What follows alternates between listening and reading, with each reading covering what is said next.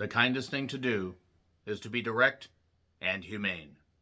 Rounding is currently streaming on Shudder. It was written and directed by Alex Thompson, who also did Ghostlight, and was written by Christopher Thompson. This is his only credit, and wait, the Thompson twins, hold me now.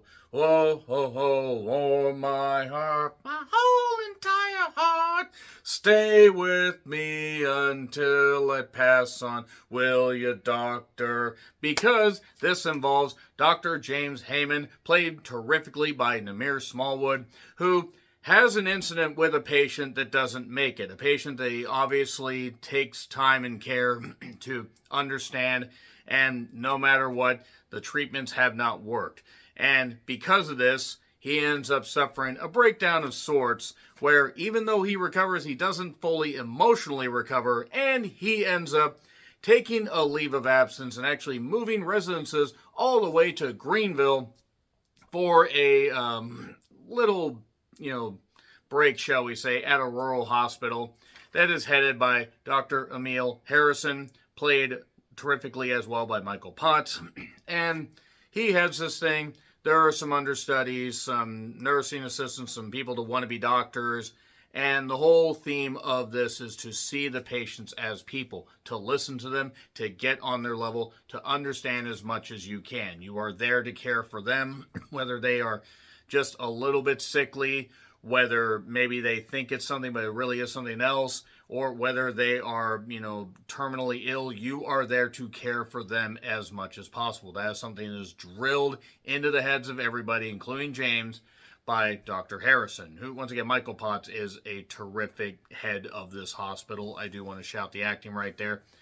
And James, he's fitting in just fine. He has a house that he's staying in, along with a guy named Carol. And the guy that played Carol, by the way, I didn't write his name down, but he's actually got some good scenes in this as well. He's more of a side character, but he's fine as well.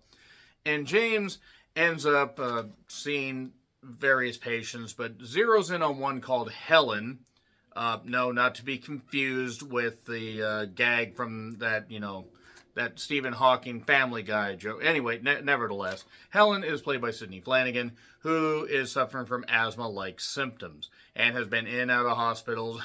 Her mother, Karen, Rebecca Spruce, is, trying to make sure that she's there for her as any parent would.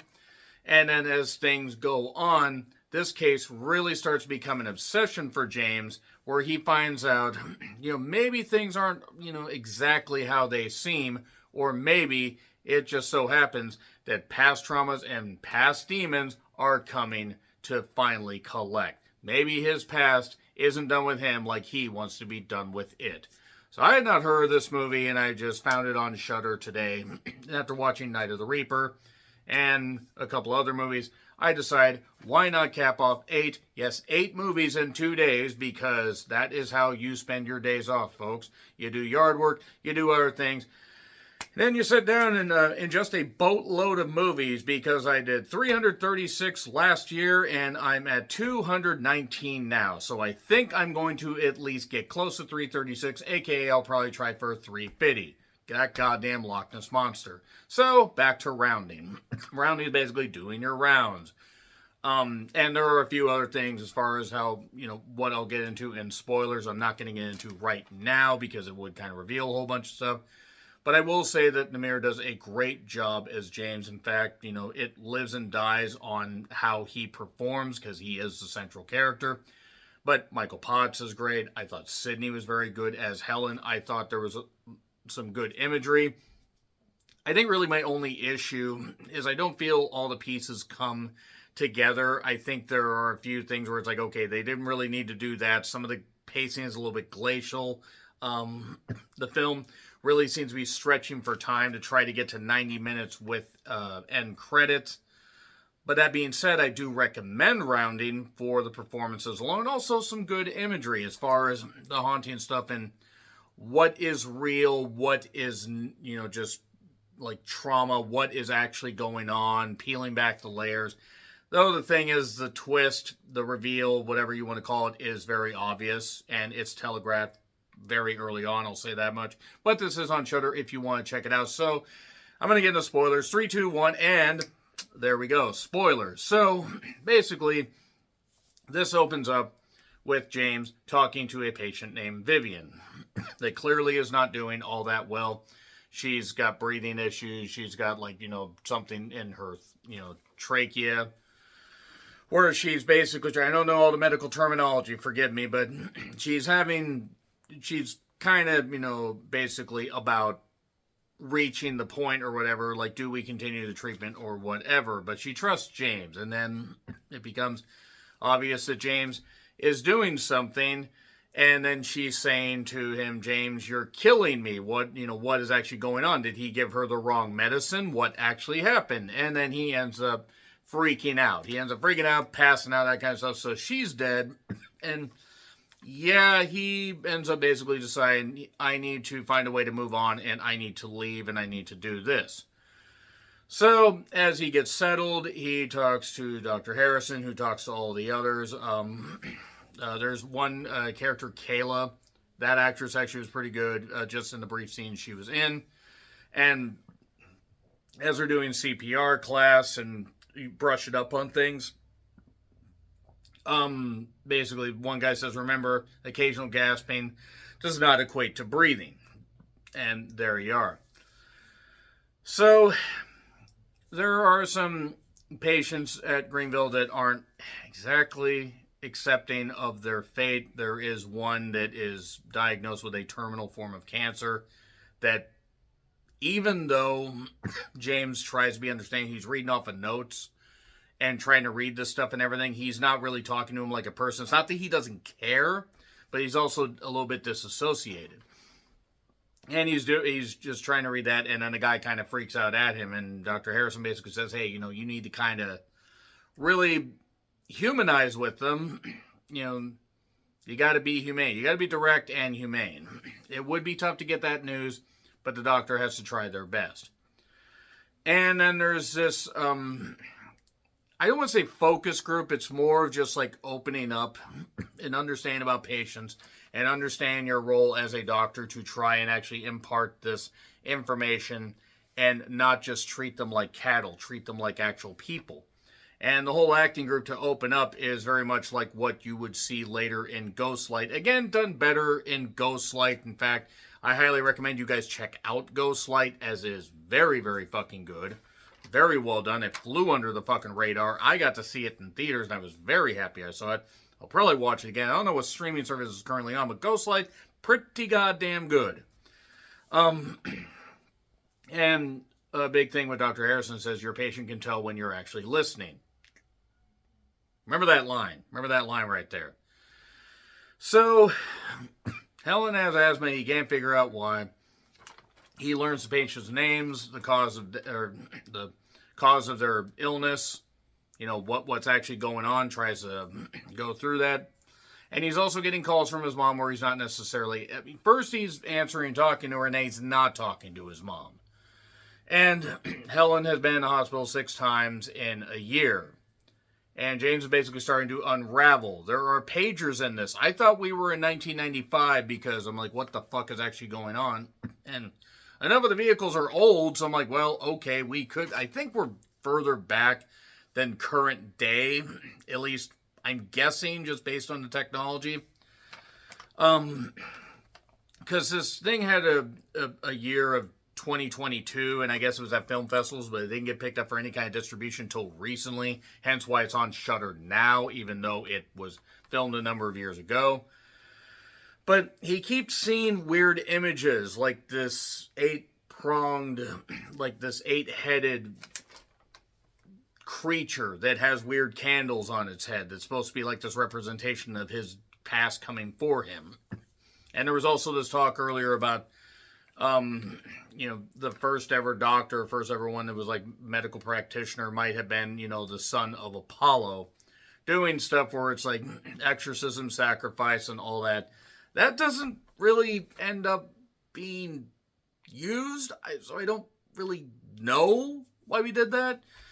But they end up basically saying, well, now there are no gods doing medicine. It's just people doing something called rounding, because they do their rounds. They want to, go round and round like a baby just going round, round, right, round. I can't do the lyrics.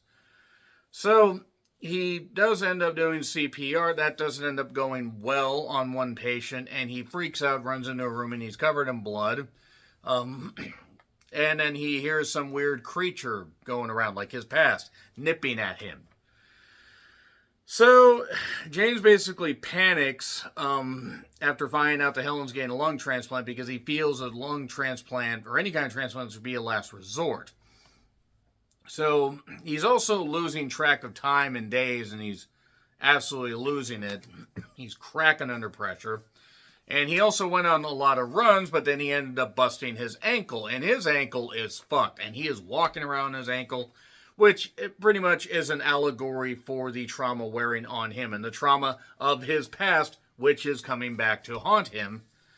And he does totally open up in group at one point, really getting emotional. That was a good scene. That's actually about where the movie really sealed it for me, getting a recommendation. Even though there was good stuff before, that right there, I'm like, okay, that's a good stamp. It's like some scenes in Ghostlight, especially when the dad, who I believe was Alec Thompson, I believe he directed and also starred in that, if I recall correctly.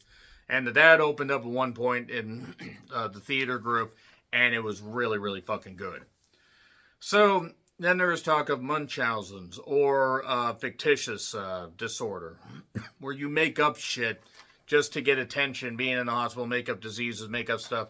Or like that one episode of SVU where the woman claimed to be confined to a wheelchair, and then her husband found out that she actually wasn't and pushed her into a pool, and then she swam out. And that was one of the best endings to an SVU episode ever. And I don't remember the name of it, but like 3 people might know what the fuck I'm talking about. He talks to a woman named Sam that knows him, so not only did she make the pants too long, it is a sickness. I have to say it. With any movie that has Sam in it, even if I forget it, I kick myself. So he starts to suspect the mother is actually making Helen sick. He follows her even to a graveyard and says, oh, my mother's buried here. He's just talked to his mother and stuff like that. So totally lying. He's totally lying, right? Is he?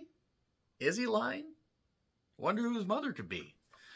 So anyway, he ends up basically, without attempting, or without flat out saying it, he ends up basically accusing Karen of this. And it's a double burial plot where basically if Helen doesn't get any better, she gets worse, she's going to die. And they want to be buried next to each other. So his ankle is totally fucked. He pulls off skin at one point. Ooh, that was a good scene. Kind of cringe a little bit. And it turns out she got the transplant. And she's not doing well. Like, whatever is going on, she is not doing well. And then he shows up basically saying, he's trying to help and everything and figure this out, but he is forced to get out of there because he can't have any contact with her. Karen complained to the manager, as Karens are known to do. If there's anybody watching the spoiler section named Karen, especially one that I know, she's going to be pissed. But he also found a needle in the mother's purse that he took when he left the hospital. And it's a needle full of stuff, and he had it studied, and it had dirt and fecal matter stuff in it. Now, what the fuck? Is the mother making her sick? This is ridiculous. So yeah, James shows up to save her, but then he basically ends up passing out, this kind of stuff, and not doing well. And he ends up basically shattering his own foot. So he's not doing well. He's pretty much limping along like that. So he is just done. Then he wakes up in Dr. Harrison's office, and it turns out, okay, it's Happy New Year's. And if you can hear any fireworks going off in the background, it's actually kind of fitting. We live in a place where the police really don't care how often fireworks are launched, and also there are a bunch of drunk rednecks out here. And then he basically, Dr. Harrison, that is, talks about the previous, stint that he had, where he talked about the woman named Vivian. Talked about all this stuff and how she died of a heart attack and cardiac arrest. And James says that she wasn't doing well. She didn't have any family, and she basically decided that eventually the treatments weren't working. She had lung cancer. She wanted to die, and he wanted to help her pass on. But then, and he helped her do that by getting some potassium chloride, which would do that and everything. And so, pretty goddamn, insane, that a doctor would do that, but I'm sure plenty of doctors have. So, Helen dies, and basically Harrison says, am I right so far? Am I wrong at all? And James is recounting all this stuff, does this, but then she changed her mind. Hence the line, you're killing me, James. And it seems just like, she knew her doctor. She knew her doctor. It was his mother. So all that stuff about talking to his mother was just in his head and all that. And that's the trauma that's been haunting him. That's it. That's the reveal at the end. Yeah, I probably could have revealed that at the beginning of the spoilers, but whatever. Wanted to go a little more in depth talking about this stuff, but really terrific performance by Namor I think Namor is how you say it, and Michael Potts. And I thought Sydney did a very good job as Helen. And really the acting was pretty good. The acting's actually what carried it. Good horror elements. Again, there are a few issues, pacing issues and stuff like that, and a few things that I'm like, okay, we just did this stuff. I don't know if we needed to do the weird multi-headed creature, because one, it didn't look very good. You could have just done it where he was just traumatized by this stuff, but I guess that's the horror you needed to put in there. But really, psychological horror can be sometimes more terrifying than actual creature horror. That being said, B. I'm going to give it a B. It's not perfect. Ghostlight is far superior. May even have to give that a higher grade next time. Or a higher rate. Actually, I think I gave it 4.5 stars on the Letterboxd. I don't think I can go any higher because it's not quite a 5-star movie. But that being said, a B for rounding. It is worth your time. You can let me know in the comments what you thought. Like, share, subscribe. Twitter, Letterboxd, Blue Sky handles in the description. I'm John Redland, and until we decide to be direct and humane again, happy trails to you.